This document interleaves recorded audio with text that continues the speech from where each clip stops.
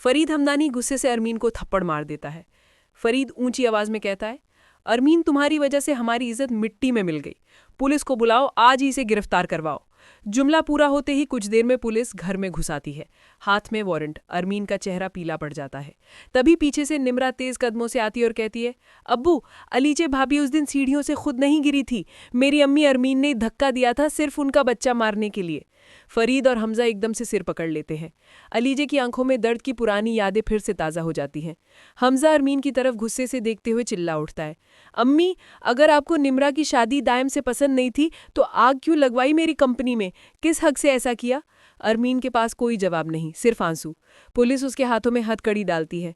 जैसे ही वो उसे बाहर ले जाया जाता है, हवालात में उसके पुराने कारनामे खुलने लगे हैं।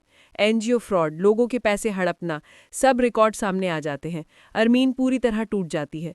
घर में सन्नाटा था। फरीद हमदानी फिर निम्रा से कहता है, बेटा दायम को बुलाओ, आज मैं खुद फैसला करूंगा। कुछ देर बाद दायम शरीफी से घर में कदम रखता है। उसका अदब देखते ही फरीद के चेहरे पर हल्की मुस्कान आ जाती है। वो उसे बैठने का इशारा करके कहता है, दायम, तुम हमें पसंद आए, तुम्हारा और निम्रा का निकाह होगा। निमारा की औंखें खुशी से भर जाती है। पूरा घर रोशनी से जगमगा उठता है। शाम होती है। शहर के कोने में सिकंदर अकेले अपनी गाड़ी में घर जा रहा होता है। थकान, गुस्सा और जिंदगी का बोझ उसके चेहरे पर साफ दिखता है। अचानक तेज रफ्तार ट्रॉली उसकी गाड़ी को टक्कर मारती है। एक भयानक आवाज और गाड़ी उलट जाती है। सुबह होती है और हमजा को फोन आता है, कांपती हुई आवाज, सिकंदर का एक्सीडेंट हो गया। घर वाले अस्पताल पहुंचते हैं। अलीजे वार्ड से बाहर खड़ी हो जाती है। जैसे ही वो सिकंदर को टूटी हुई हालत में देखती है, वो एक गहरी सांस लेती है। यही अंजाम था उसका। डॉक्टर बताते हैं एक हड्डी टूट चुकी है, न चल सकता है, न बोल सकता है। कुछ महीने बिस्तर से उठ नहीं पाएगा। ऊपर से उसकी बीवी अरीशा भी उसे छोड़कर चली जाती है। अलीजे पुरानी वीडियो सबके सामने चलाती है, जिसमें उसकी बहन अनुषा रोते हुए कह रही होती है, सिकंदर ने मेरे साथ धोखा किया, मुझसे शादी करके मेरी जिंदगी बर्बाद कर दी। फरीद और हमजा गुस्से और दुख में डूब जाते हैं।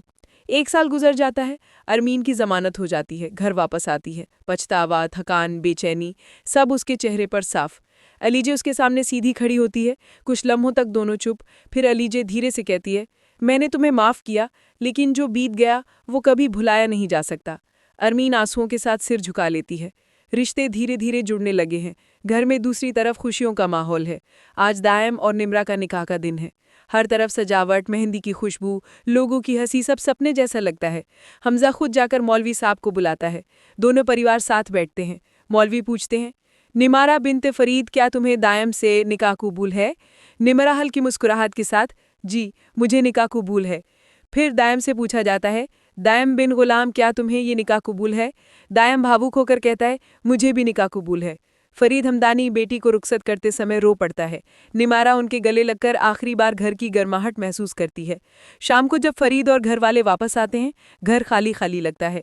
फरीद धीमी मुस्कान से कहता है, घर बदल सा लग रहा है, मेरी निम्रा भी चली गई। अलीजी उनके पास जाकर हाथ पकड़ लेती है, अबू जी, सब ठीक हो जाएगा। लेकिन तभी उसका चेहरा उतरने लगता है। वो सिर पकड़ती है और चक्कर खाकर गिर जाती है। घर वाले भागकर उसे संभालते हैं। डॉक्टर बुलाया जाता है। डॉक्टर जांच करके मुस्कुरा देता है, मुबारक हो, अलीजी प्रेग्नेंट हैं। सबके चेहरों पर एक साथ हैरानी और खुशी की लहर दौड़ जाती है।